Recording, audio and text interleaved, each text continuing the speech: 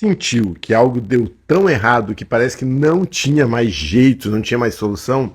Hoje nós vamos ver como Deus pode usar as coisas que parecem mais erradas, mais impossíveis, para cumprir seu propósito maior, porque Deus é soberano e Ele usa tanto as situações boas quanto as situações ruins para cumprir o propósito dele. Quero fazer uma oração inicial pedindo que o Espírito Santo nos conduza nessa meditação da palavra, em nome de Jesus. Nós vamos estudar do Gênesis 44, 18 em diante. Se der tempo, vamos até o 45, 15, mas eu não sei se vai dar tempo aí nessa pouco menos de uma hora para nós meditarmos em toda essa paraxá de hoje, em toda essa porção de hoje da palavra. Vamos orar? Pai, em nome de Jesus, nós nos colocamos nas tuas mãos e na tua presença. Te pedimos em nome de Jesus que o teu Espírito nos conduza na meditação da palavra. Que tudo aquilo, ó Deus, que vamos falar, que tudo aquilo que vamos meditar seja na direção do Senhor e traga edificação para a glória do teu nome. Amém. Vamos lá? Gênesis 44, 18 vai nos dizer assim: Então Judá dirigiu-se a ele quem? A José. Lembra? Semana passada a gente está vindo com a família de José, busca Benjamim, os irmãos, e trazem Benjamim de volta, e José está naquela espécie daquele jogo para descobrir o que ele vai fazer em relação aos irmãos dele, né? O sonho de José dos irmãos se prostrarem diante dele já havia acontecido no momento que eles chegaram para comprar o trigo, para comprar o mantimento, né? Então, no 18, então Judá, um dos irmãos de José, dirigiu-se a ele dizendo: Por favor, meu senhor, permite-me dizer-te uma palavra. Não se acenda a tua ira contra o teu servo, embora sejas igual ao próprio faraó. Então, Judá começa ali a falar, né, no caso com ele, tomando a palavra para defender Benjamim. Ele começa a falar aqui para defender Benjamim. Isso é marcante no início dessa história, porque quando os irmãos venderam José, eles não estavam se importando com o sofrimento do pai e com o sofrimento dos outros irmãos. Agora, Judá, mostrando responsabilidade, mostrando amor, preocupação com a sua família, ele está revelando que é a mudança do coração dele. Agora ele já não quer mais voltar a dizer para o pai, que não trouxe o irmão como antes ele tinha feito com José. Agora ele não está mais indiferente ao sofrimento do irmão, no caso Benjamim, como eles tiveram com José. Então Deus está transformando o coração deles através dessas circunstâncias difíceis, né? Daí versículo 19 em diante, vamos lá. Olha só o que vai falar. Meu senhor perguntou aos seus servos se ainda tínhamos pai e algum outro irmão. E nós respondemos, temos um pai já idoso, cujo filho caçula nasceu-lhes em sua velhice, o irmão deste já morreu, e ele é o único filho da mesma mãe que restou, e seu pai o ama muito. Então disseste a teus servos que o trouxesse para ti, para que os teus olhos pudessem vê-lo. E nós respondemos ao meu senhor que o jovem não poderia deixar seu pai, pois caso o fizesse, seu pai morreria. Todavia, disseste aos teus servos que se o nosso irmão caçula não viesse conosco, nunca mais veríamos a tua face. Quando voltamos, teu servo, a meu pai, contamos ao meu pai o que o meu senhor tinha dito. Quando o nosso pai nos mandou voltar para comprar um pouco mais de comida, nós lhe dissemos: só poderemos voltar para cá se o nosso irmão caçula for conosco, pois não podemos ver a face daquele homem, a não ser que o nosso irmão caçula esteja conosco. Isso tudo faz parte da trama de José ali para, né, a ação de José ali para testá-los, confrontá-los. Teu servo, meu pai, nos disse então: vocês sabem que minha mulher me deu apenas 2 filhos. Um deles se foi, e eu disse, com certeza foi despedaçado, e até hoje nunca mais o vi. Se agora vocês também levarem este de mim, e algum mal lhe acontecer, a tristeza que me causarão fará com que meus cabelos brancos desçam à sepultura. Agora, pois, Se eu voltar a teu servo, a meu pai, sem levar o jovem conosco, logo que meu pai, que é tão apegado a ele, perceber que o jovem já não está conosco, morrerá. Teus servos farão seu velho pai descer aos seus cabelos brancos à sepultura com tristeza. Além disso, teu servo garantiu segurança do jovem a seu pai, dizendo-lhe, se eu não o trouxer de volta, suportarei essa culpa diante de ti pelo resto da minha vida. Por isso agora te peço, por favor, deixa o teu servo ficar como escravo do meu senhor no lugar do jovem e permite que ele volte com seus irmãos. Como poderei eu voltar a meu pai sem levar o jovem comigo? Não posso ver o mal que sobreviria a meu pai. Olha só a postura diferente de Judá aqui em relação à postura que eles tiveram antes, né? Judá fala com amor, né? E fala sobre o amor de Jacó a Benjamim, né? Note como Deus usa a fome, necessidade, as situações para levar os irmãos de José a um ponto de confronto com aquilo que eles tinham feito no passado. Aquilo que eles tinham feito no passado, que está registrado na palavra, parece assim, eles fizeram, mentiram para o pai, ficou por assim mesmo. Mas Deus estava trabalhando. Então, algo que parecia ser só natural. Existem situações que podem parecer ser só natural. É só natural, é natural. Veio a fome. Veio isso, mas na verdade, além do natural, era Deus trabalhando no espiritual para trazer à luz aquilo que estava escondido nos corações. Deus está trabalhando, trazendo à luz aquilo que estava escondido nos corações. Então, queridos, Deus, ele trabalha no tempo, e ele trabalha nas circunstâncias, ele trabalha nas nossas vidas, nos levando cada vez mais ao ponto que ele quer para nós. E aí, nós vemos que Judá se oferece para ficar no lugar de Benjamim. Esse é um momento muito marcante. Eu fico imaginando José vendo tudo aquilo, vendo a transformação que aconteceu na vida dos seus irmãos. E aqui tem um negócio interessante. Sabe, às vezes a gente encontra pessoas que a gente não vê há muito tempo, há muitos anos, e a gente fica com aquele registro na nossa mente daquela pessoa, de como ela era, de como ela se comportava, de como ela pensava. E eu quero dizer para você, querido, que quando você encontra alguém que faz muitos anos que você não encontra, saiba que, apesar de ter toda uma história juntos, você está encontrando outra pessoa. Aquela pessoa não é mais a mesma pessoa. Isso pode ser bom ou ruim. Eu me lembro, teve uma circunstância engraçada. Foi uma circunstância engraçada que demonstra isso, né? O quanto, quando a gente encontra uma pessoa, ela já não é mais aquela mesma pessoa quando demora muito tempo quando a gente encontra ela. É uma circunstância engraçada que ocorreu porque aqui na cidade onde eu moro, tem alguns primos da minha mãe, né? Familiares da minha mãe que moram aqui também. A minha mãe sempre, desde criança, eu ouvia as histórias dele, né, as coisas que ela contava a respeito desses primos e tal, porque se criaram meio juntos, né, no caso. E aí, morando aqui, eu disse, mãe, vou te levar lá pra você rever o teu primo e tal, né, fui lá, fomos lá. Só que ele não sabia que nós íamos ainda encontrar onde era a casa dele. Chegamos lá, encontramos a casa, batemos lá na porta da casa. Saiu a esposa dele, né? Saiu a esposa dele, e aí disse, olha, o fulano está. Aqui é a casa do fulano? Sim, ele está. Sim, e ela ficou ali olhando como quem diz, me digam o que vocês querem, mas eu não falei, né? E até que ele veio. Quando ele veio e ele saiu, ele ficou olhando para nós e eu disse, olha, essa é a Leida, é a tua prima e tal, é minha mãe, nós estamos aqui para ver vocês.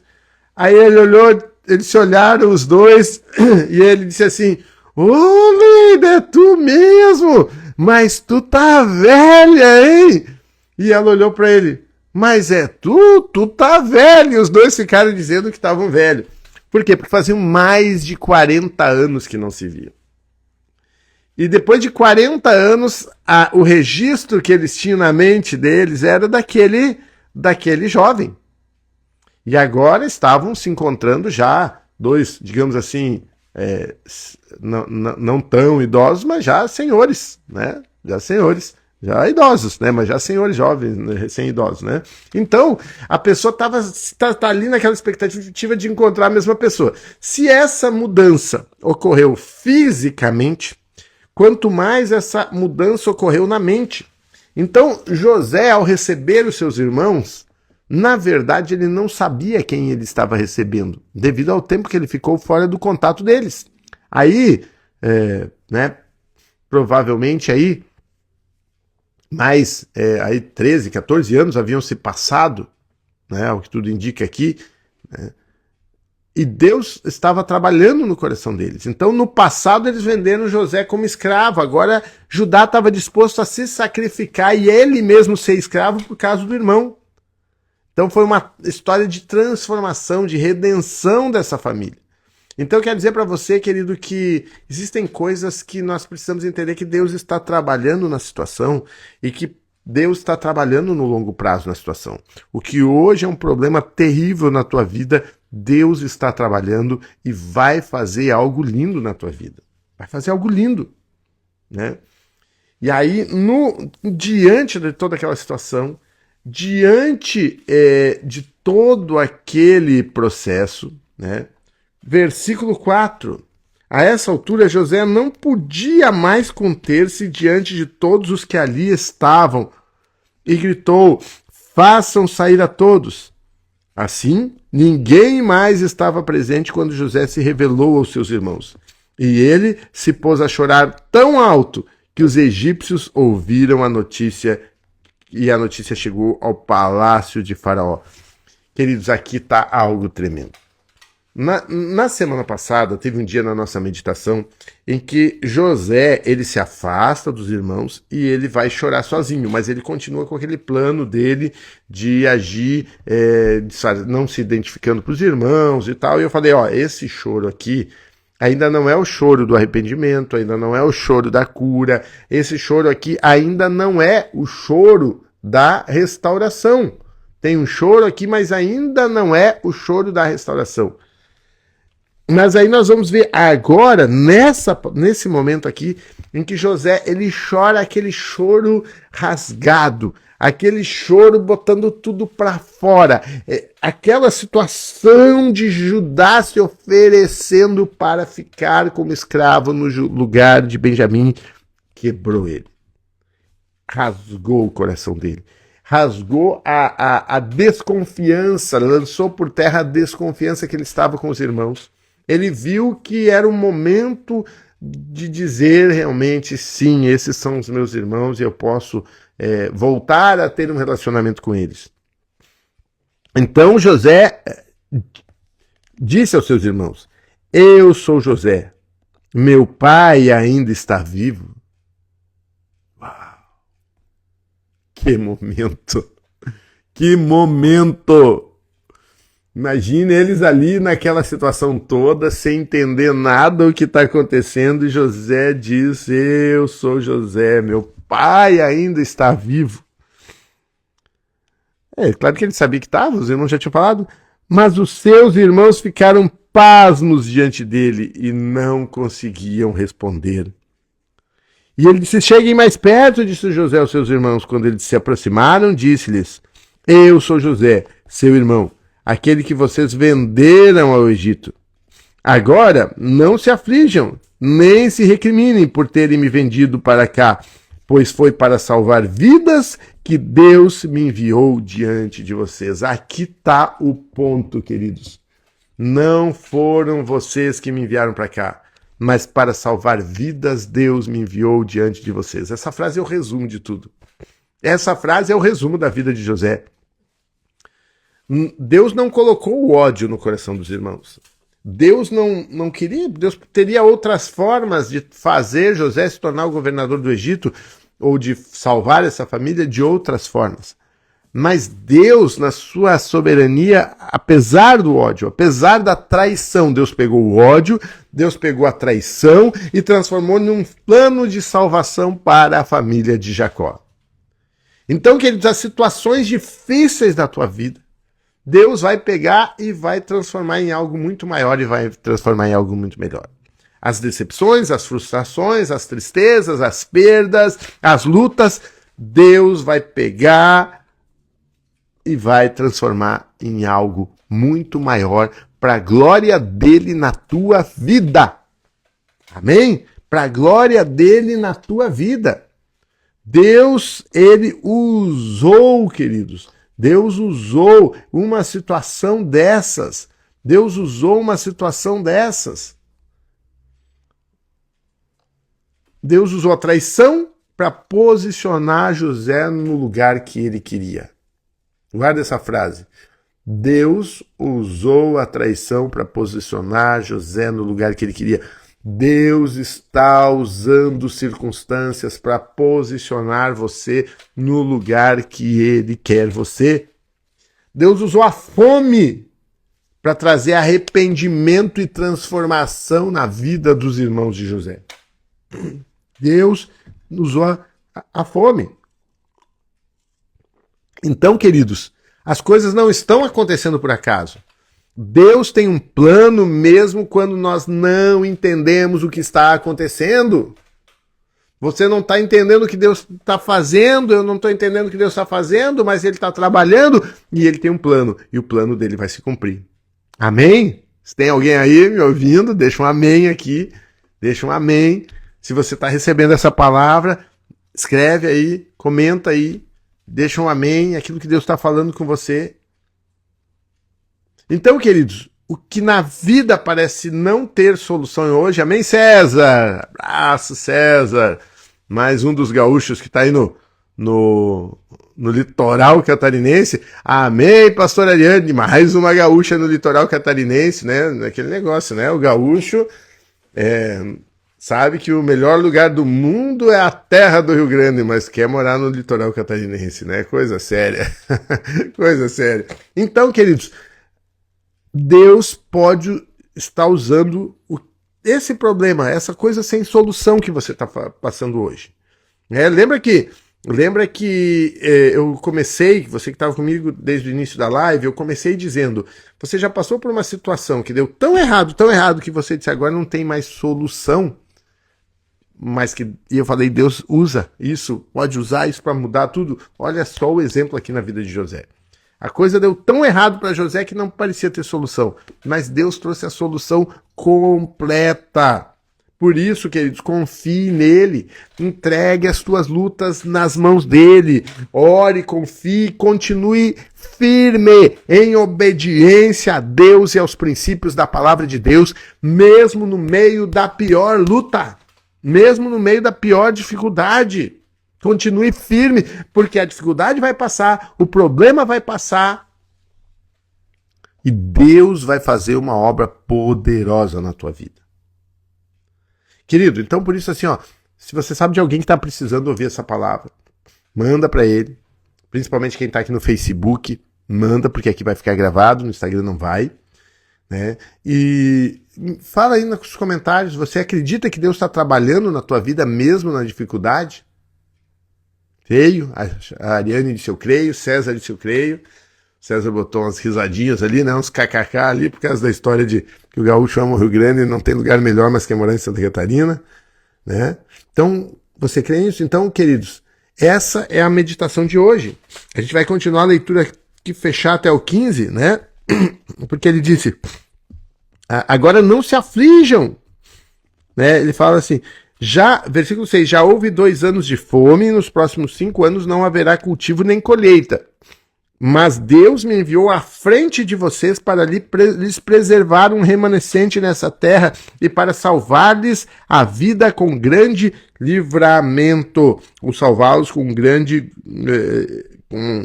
para salvar um grande grupo de sobreviventes. Assim... não foram vocês que me mandaram para cá, mas sim o próprio Deus. Ele me tornou ministro, ou pai, ou servo de Faraó, e me fez administrador de todo o palácio e governador de todo o Egito. Voltem depressa, meu pai, e digam-lhe, assim diz o seu filho José, Deus me fez senhor de todo o Egito, venha para cá, não te demores, tu viverás na região de Gósen e ficarás perto de mim, tu e os teus filhos, os teus netos, tuas ovelhas, teus bois e todos os teus bens, e eu te sustentarei ali, porque ainda haverá 5 anos de fome, do contrário, tu e toda a tua família e os teus rebanhos acabarão na miséria. Vocês estão vendo com os seus próprios olhos, o meu irmão Benjamim também, que realmente sou eu que estou falando com vocês. Contem ao meu pai quanta honra me prestam no Egito e tudo que vocês mesmos testemunharam, e tragam meu pai para cá depressa. Então se lançou chorando sobre seu irmão Benjamim e o abraçou. Benjamim também abraçou chorando. Em seguida beijou todos os seus irmãos, chorou com eles, e depois os seus irmãos conseguiram conversar com ele. Quando se ouviu no palácio de Faraó que os irmãos de José tinham chegado, o Faraó e todos os seus conselheiros se alegraram.